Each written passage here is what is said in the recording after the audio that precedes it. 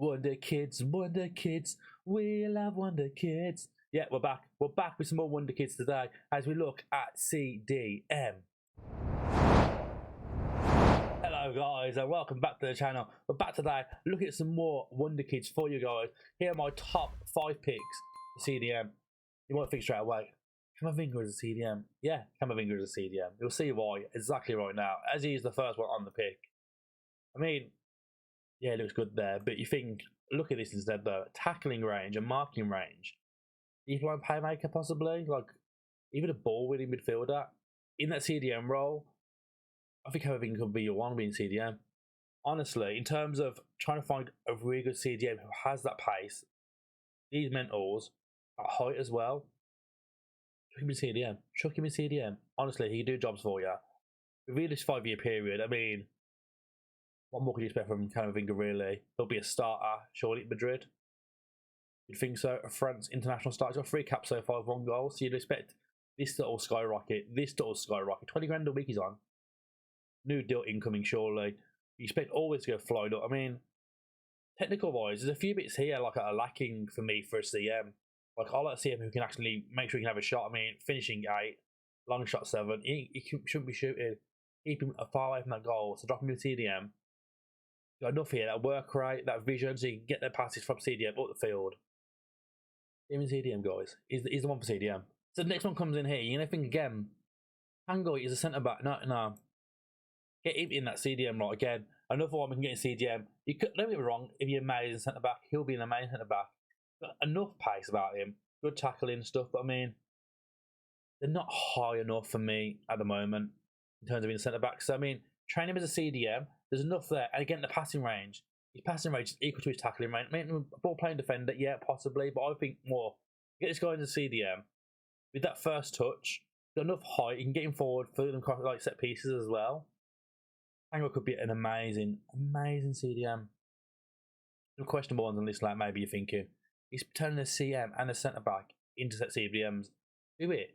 If the players got that ability, retrain them to new positions. I mean, our last one we did on FM21, we turned Trincat from a winger into a cam, shadow striker, and he absolutely smashed it. If you can get these players into a new position, train them properly, give them first team football in that position, and then just train them in that position. I mean, you're onto an absolute winner. And with Tango, his dribbling's good enough to be in the CDM role as well. He can get the ball and drive forward with it. I mean, the other option would be like something like a wide centre back. Possibly you could use him as a centre back that way, but he's got that dribbling range, but he can't really cross the ball. So I mean, in the middle of the pitch, going forward as like CDM, he's your man. Very good option. Very cheap range to start off as well, sort of thing. If you can get him for less than 20 million now at this point of the game, just chuck your money in him, get him now, chuck him in. You'll see how he looks in 5 years' time anyway in a minute. But I mean, he's worth the pop. He's worth the pop. On to the next one. Barcelona. There's always someone at Barcelona. Every list is always someone at Barcelona. Nico comes in this one. And you can see here, 19 years of age. Massive expectation when you was on him. I mean, good passing range, good tackling range. He's 6'2" as well. Like, he can head a ball clear as well, sort of thing. And the ball's over the top in that CDM role. You can just bang, head him back forward. Mentals are absolutely incredible. I like a bit of a better work rate, really, but as a holding CDM, it ain't too bad. Like, he doesn't need the, like, he won't be going that far forward, so that ain't so bad in my eyes. I mean, everything else looks very, very good. You can see here, comes deep to get the ball, the tempo, like, diving the tackles. Okay, that's a bit risky, but I mean, the other ones there, they're very much like a holding player who can get the ball, control the play, and bring it forward. Nico is that sort of player for you. I mean, you can probably get him on loan, I reckon, the first few seasons, possibly. Maybe add an option to try and get this a bit cheaper for you. I mean, release clause wise, he's on, yeah, 428 million. I won't be doing that. I won't be paying that much for him. So, Marco Cana. This little boy from Owen Hart. Last FM, he was in our first save in Birmingham City, and this guy was absolutely insane. I mean, you can see here, he can play a mixture of positions. Put him in CM, put him in centre back. I mean, at 6 foot, he can do centre back. He's got a good enough heading ability to just get the balls clear from over the top balls. But I mean, as a CDM, his passing range, his dribbling, his mentals shout to me CDM all over. Cana at 18 as well. He can really develop. He'll be one of the ones that watch in this video. I believe he'll move club. He'll definitely move club. If he's not moved club in 5 years, I'm very, very shocked. Tell you what, if he hasn't moved club, I'll shave my head.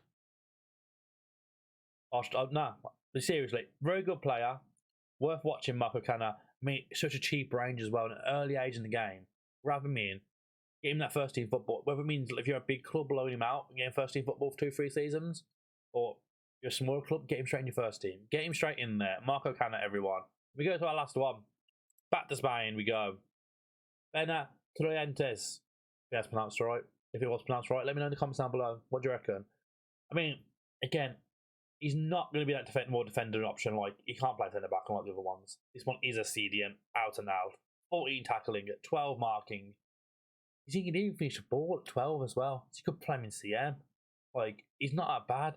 I mean, it's more about his passing range, his work rate. The vision isn't great, so that is a worry. So if you can work on that vision, do that straight away. If you want someone who can pass the ball out from the back, that vision needs to go higher up. But I mean, he's really fast as well. At 5'10", quite a fast CDM player. If you can work on that, like, as a fast player who can, like, just run back, trap back, insert them balls, absolute winner with Bennett.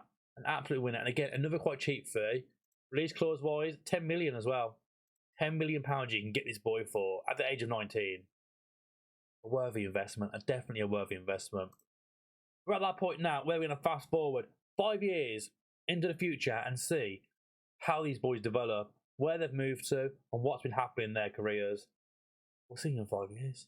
Imagine actually to wait 5 more years to actually find out what happened. You watch this episode during FM22, you got to wait till 5 more games have been released to find out how they actually develop. No, we're going on holiday 5 years. We'll see how they develop. And straight away, I can see some moves already, but we'll come to that in a moment. First off, Tamaringa. I mean, that wage went high, didn't he? He was on 20 grand a week last time we saw him. 165 grand a week now. Massive, massive money. I mean, release clause now missing 139.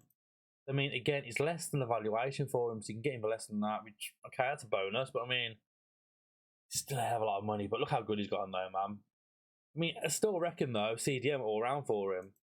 I mean, if you look at it this way around, his dribbling's 12, so if you get the ball into CDM and try and push forward with him, box to box wise, and like, try and dribble with the ball, like, I just don't see it. I do not see it, but the passing range is great, the vision's great, the work rate's great, tackling's amazing. He's a defensive option. He is that defensive option at CDM. Only 7 caps though for France, surprisingly enough. He hasn't got through to the first team yet in France. I mean, I suppose they've got such a good midfield anyway in France. It'd be hard for them to break through. I don't know if he's actually in the team now. It's kind of interesting to see. I mean, you see here, like, he's not in the team right now. Pogba and Calcaret starting. There's a few other options around the midfield, really, but I mean, in my eyes, he gets into that team. He does get into that team in my eyes. So it's very interesting to see what happens. He hasn't made it through. Camavinga still not in the French team full time yet, but I mean, it's still an amazing player. Surely starting for Real Madrid by this point as a CDM, replacing Casemiro, you'd imagine by this point. If you play CDM, he's on the bench at the minute. Then I don't think they even play for CDM. No, they're playing with a free midfield with Bernardo Silva who's joining now, oddly enough, and Valverde. So he's not even starting at Madrid, so he could have developed more if he'd been starting these games. I mean, let's have a look actually. I mean, you see there, his development's been stunted loads. He got put in the Castillo team for on and off few seasons, 20 appearances a season in the main team at Madrid. He's been stunted a lot. If he was started week in, week out, he'd be like 10 times the player he is now. 10 times the player he is now. You can see here, like, he's just been shifted around. Like, he joined Madrid, went to the B team, Madrid, B team, like, every season shifted around, playing a handful of games between both teams. Never consistent. I mean, in the B team, he had 24 games, got 7 goals and 3 assists. Capable of getting goals, and even for Madrid last season, 5 goals and 4 assists in 20 games. So the fact he's getting these numbers and still can't be a starter, a permanent fixture in their team, says it all. Says it all. But yeah, let's go to the next one. Let's go. Tango is here, and he has left Bayern Munich. The big news, he has left Bayern Munich. He's had one French cap. He has joined Juventus now. Oddly enough, went to Liverpool first as well. We're about to do it. So a season after we left him, we played 22 games for Bayern Munich.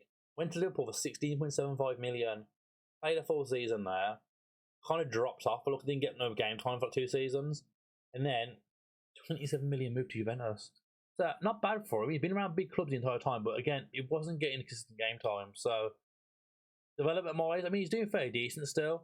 Still don't see him as a centre back though. I mean, that tackling hasn't improved, the marking hasn't improved. His heading's gotten decent. Don't be wrong, he can head a ball clear, but So heading the ball clear all day, the ball comes to his feet. I mean, he gets a technique and stuff and decent tackling and passing, but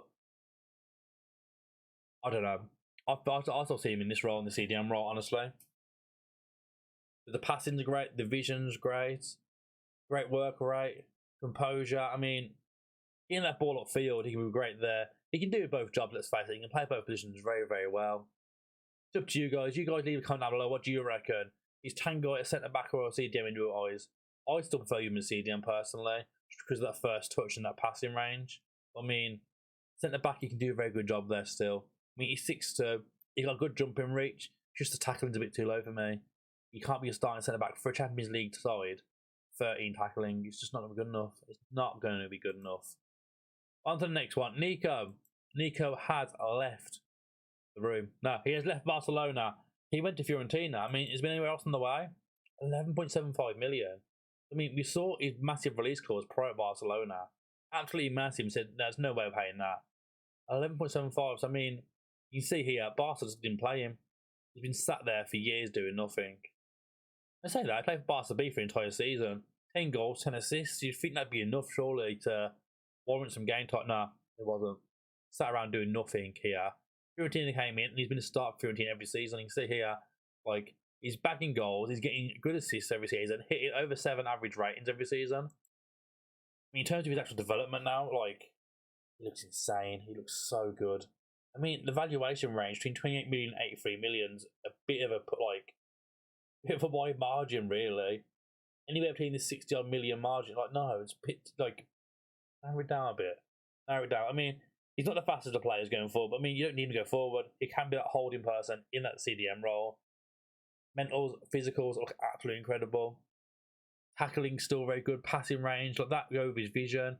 His first touch are incredible. So get the ball into his feet, launch it out, sort of thing. Like, he has that passing range. He's a very good player to get the ball to at the back and just find the other options around you. You know what I mean? Well, what's the money? I mean, for that cheap price as well, 11.75 million 2 seasons in. He's worth going for. He's definitely worth going for. Next up, Bernat. I mean, he had a move, hasn't he? He has moved. Oh no, he's at Sosa before, wasn't he? Rookie hour here, rookie hour. Forgotten what he's doing. He hasn't really done much, has he? 1.7 million. I don't know what's happened here with the guy, actually. Go back into his history quickly. I mean, we left him here.